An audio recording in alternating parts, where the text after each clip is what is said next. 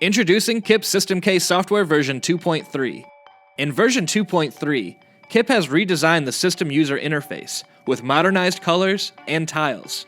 The new home screen features customization for advancement of the user's experience. System administrators can resize function tiles, reposition and relocate tiles, add or remove system features, add buttons, add partner branding with your company logo, and simply launch partner apps.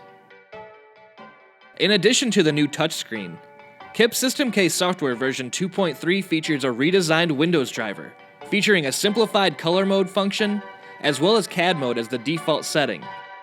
Click to open the expanded mode for more options. Users also have easy access to KIPPrintPro.net from the link on the top bar.